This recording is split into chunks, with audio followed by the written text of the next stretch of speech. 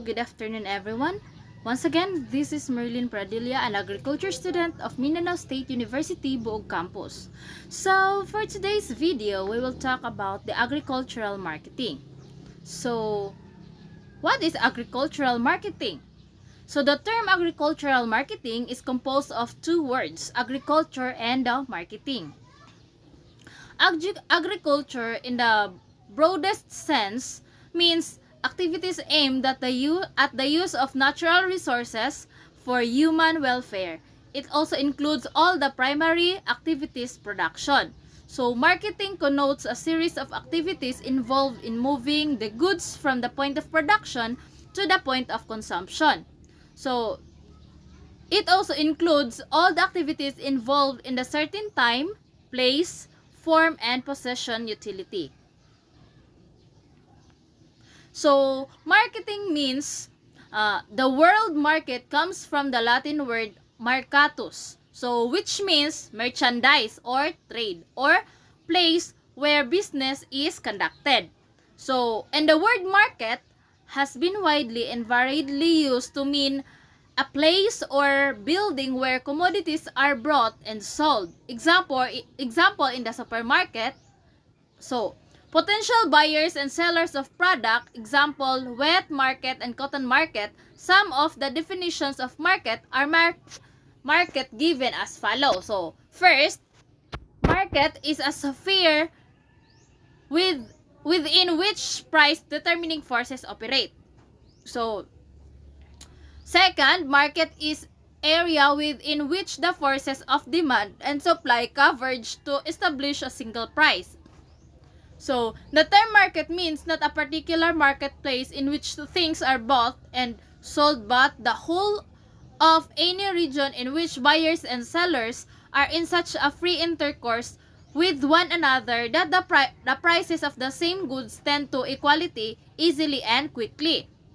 So, market means a social institution which performs activities and provides facilities for exchanging commodities between buyers and sellers. Economically, marketing, economically interpreted, so the term market refers not to a place but to a commodity or commodities and buyers and sellers who are in free intercourse with one another. So, and economically speaking, market market not only refers to the place but in a commodities with the buyer and seller in it. So next, component of a market. So there are four components of market. First, the existence of a good or quality for transaction. So just for example, the physical existence is however not necessary. Second is the existence of buyers and sellers. Then, the business relationship or intercourse between buyers and sellers. And fourth, the demarcation of area such as place, region, country, or the whole world. So, the existence of perfect competition or a uniform price is not necessary. So, in the market, in the component of market, here we can see the relationship between the buyers and the sellers, the transactions, how the transaction has been processed, the competition, and then the existence of uniform price in the market, which is not necessary. So, dimensions of market. There were 12 dimensions of market. First, location, then the area of coverage, time span, volume of transaction, nature of transaction, the number of commodities, degree of competition, nature of commodities, stage of marketing, extent of public intervention, type of population served, accrual of marketing margins. So, the dimensions of a market, here we can see everything that involves agricultural economic sector. So, the coverage or the location, the volume or the nature of the commodities and everything. Next, market structure. So, market structure refers to those organization characteristics of a market which influence the nature of competition and pricing. So, it also affect the conduct of business firm. Second, market structure refers to those characteristics of the market which affect the traders' behavior and their performances. Then, market structure is the formal organization of the functional activity of a market institution. So next, component of marketing structure. So a while ago we talked about the component of market. So now, component of marketing structure. First, concentration of market power. Then the degree of product differentiation. Then the conditions for entry of firms in the market, flow of market information, and then the degree of integration. So all of these components must be included when you are going to have your marketing strategic plan, so that you will know everything about what is happening in the market.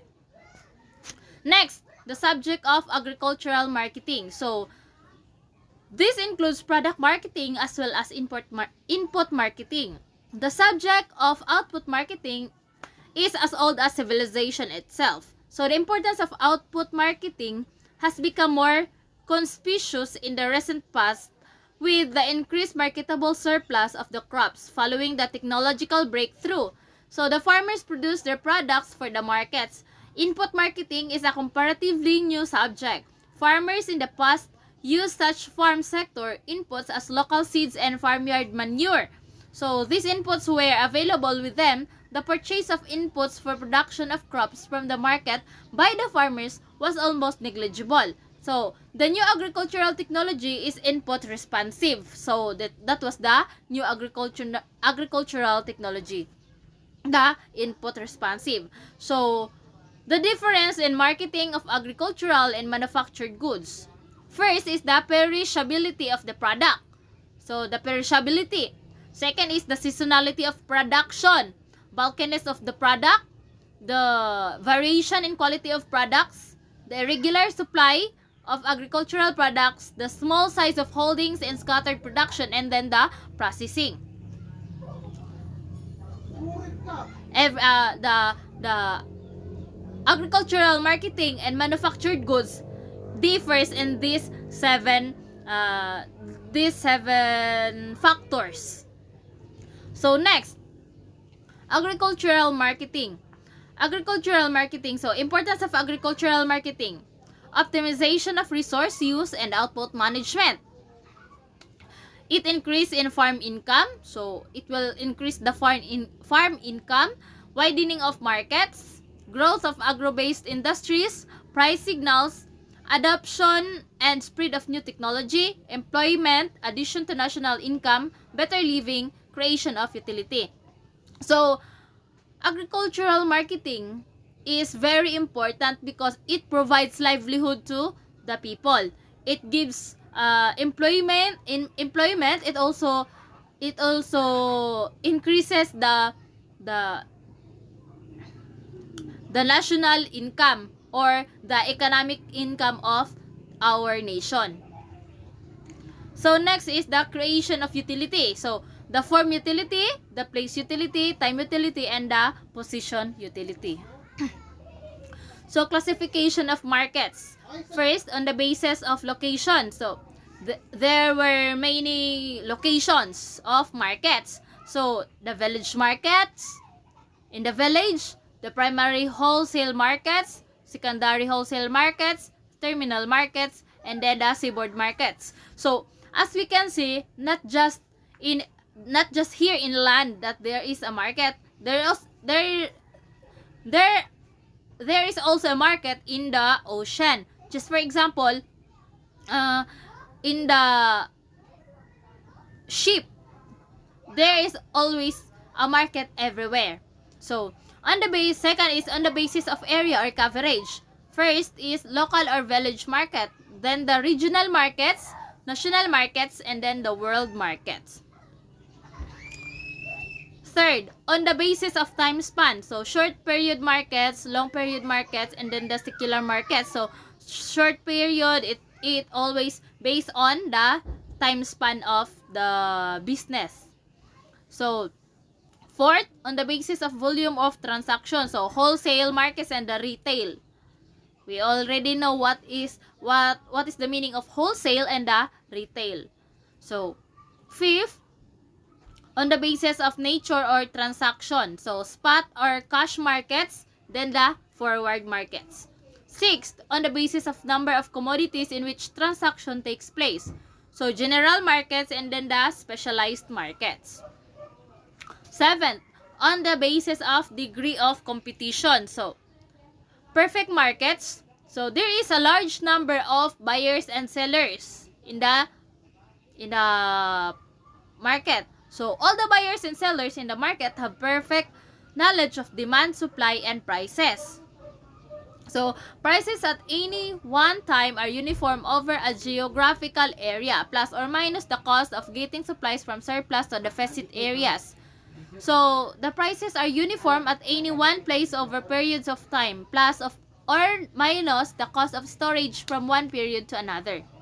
So, the prices of different forms of a product are uniform, plus or minus the cost of converting the product from one form to another.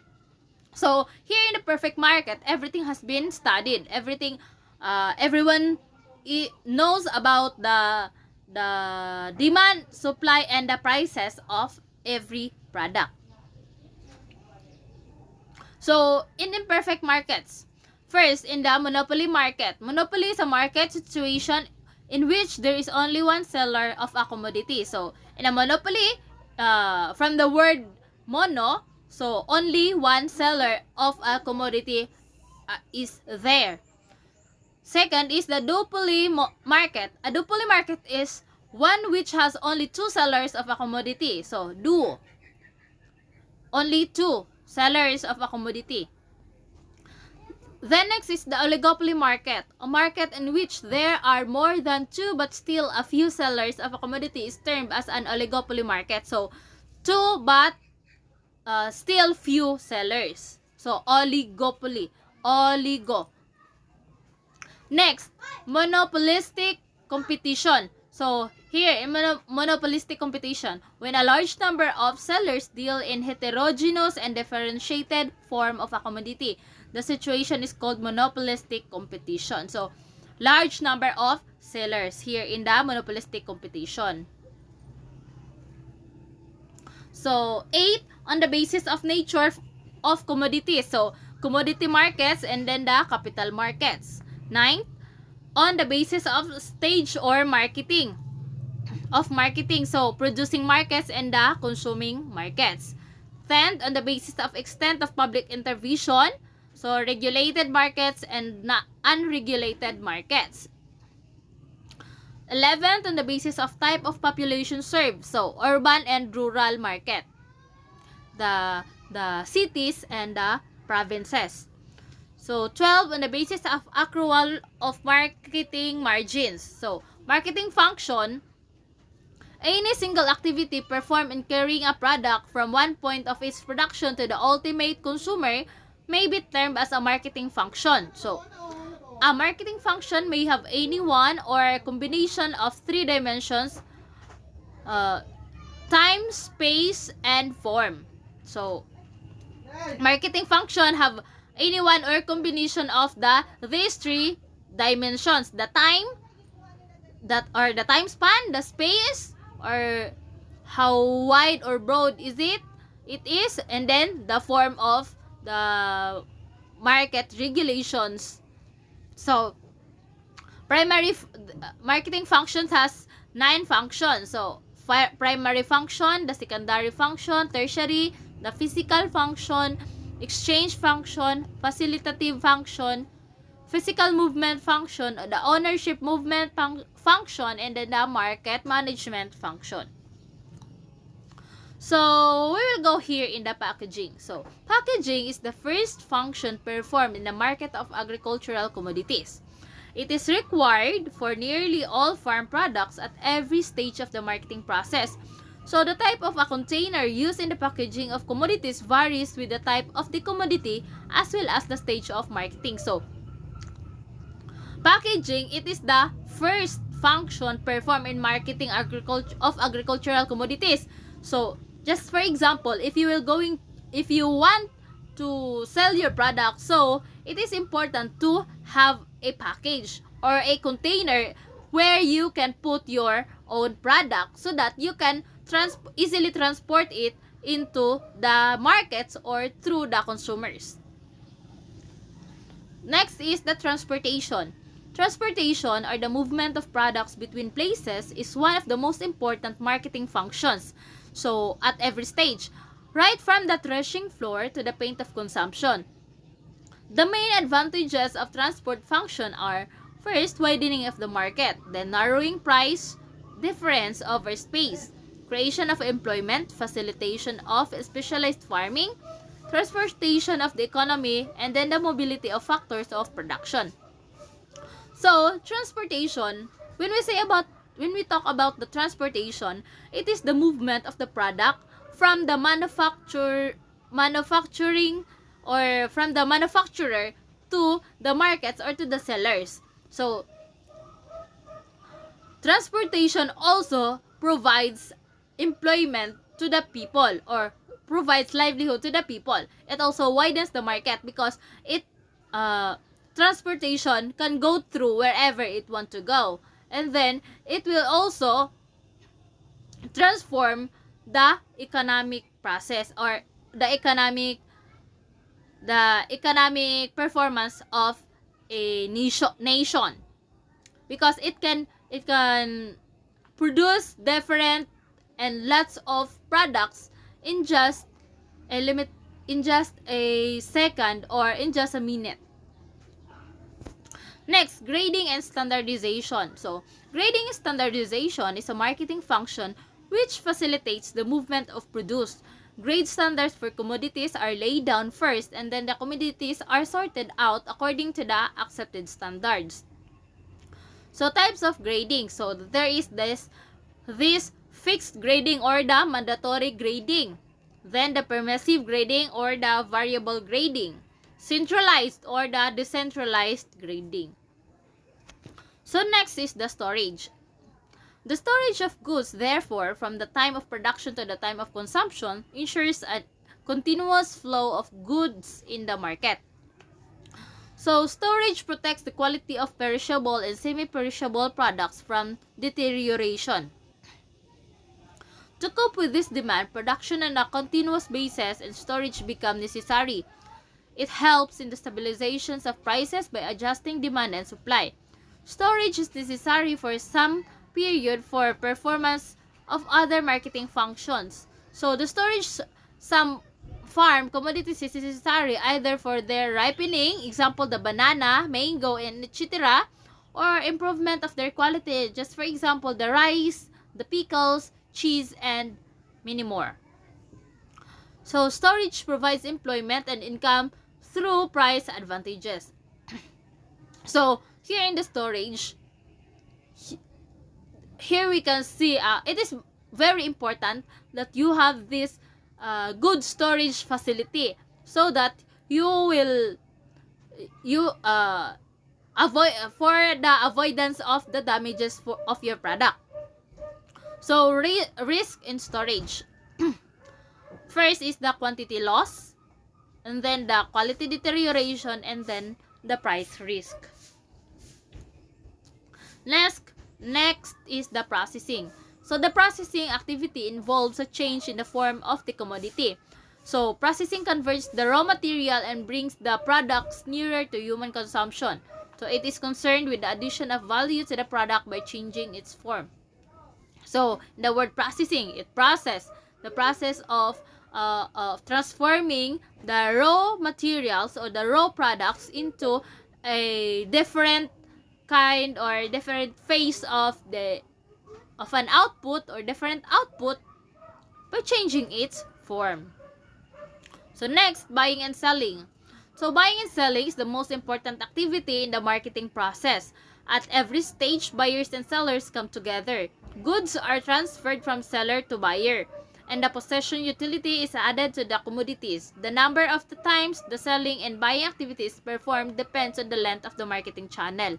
So, these are the methods. So, first, under cover of a clause or HATA system, the private negotiation, the quotation on samples taken by commission agent, the sale method, the Mughum sale method, open auction method, closed tender system. So, there were different types of marketing channels. Next is market information. So, market information may be broadly defined as a communication or reception of knowledge or intelligence. It includes all the facts, estimates, opinions, and other information which affect the marketing of goods and services. So, just for example, the farmer producers, market middlemen, general economy, and then the government. So, market information, it is defined as the communication or the reception of knowledge or intelligence. So, having knowledge about or having information about the how the economy process is and how the products has been moved from the manufacturing to the consumers. So, it affects the marketing of goods and services very roughly.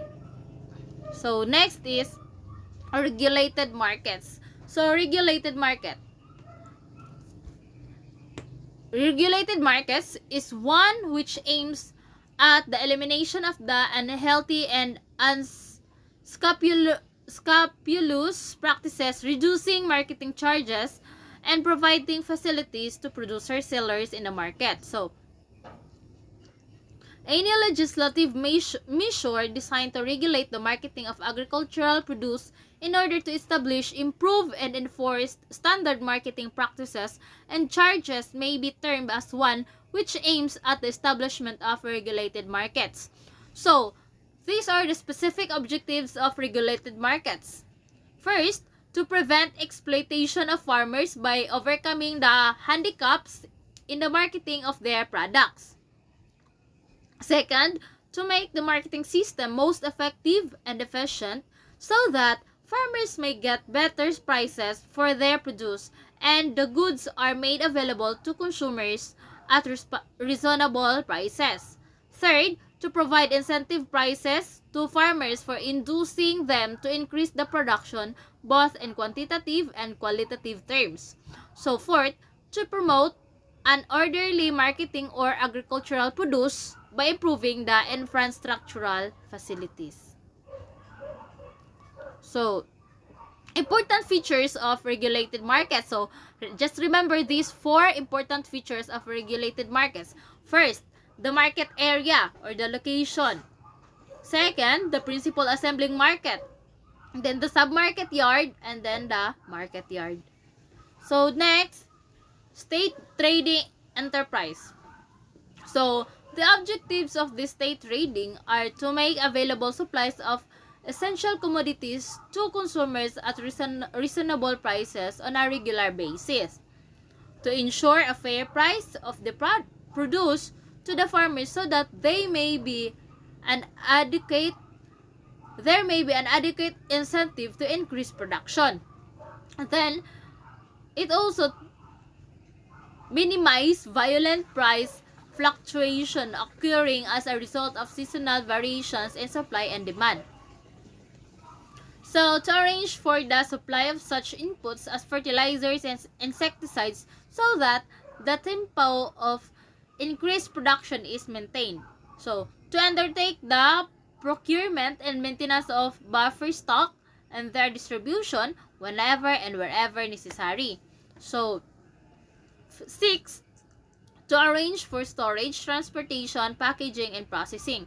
7. To conduct surveys and provide the required statistics to the government so that it may improve the condition of the farmers. And last, to check hoarding, black marketing, and profiteering. So, that was the the objectives of the state trading to ensure or to make sure that everything has been everything in the market has flowed smoothly, or the process flows smoothly. So next, types of state trading. So there were two types of state trading, the partial state trading and then the complete state trading.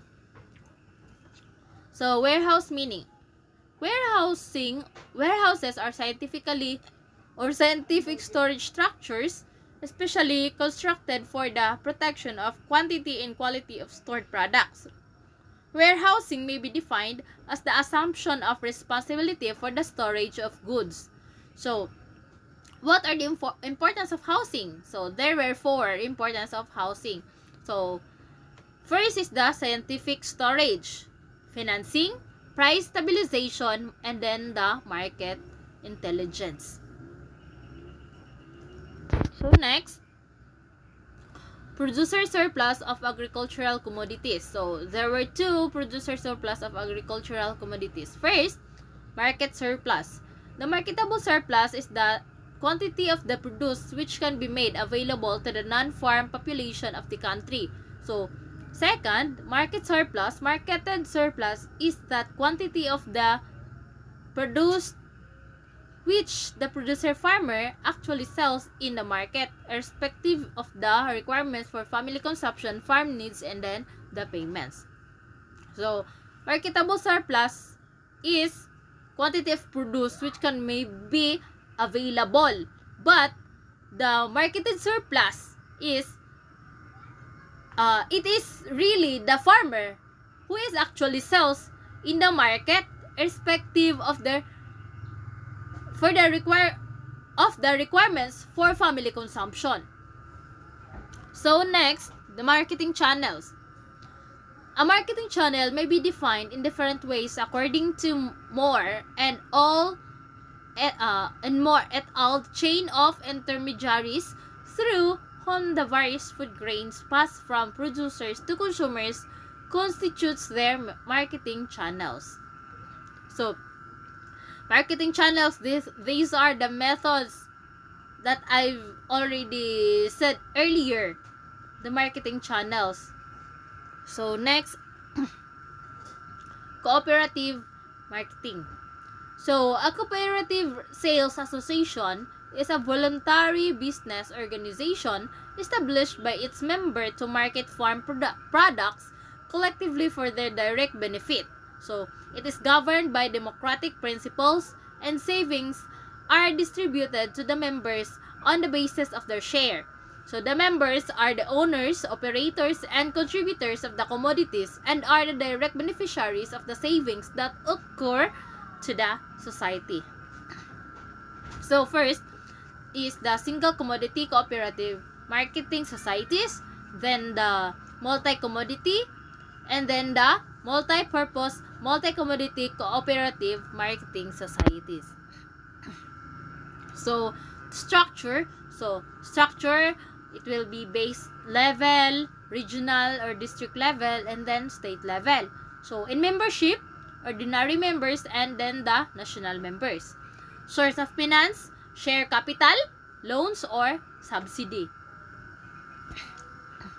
So market integration. So types of market integration: horizontal integration, pataas, pahiga, vertical integration, pataas, and then the conglomeration.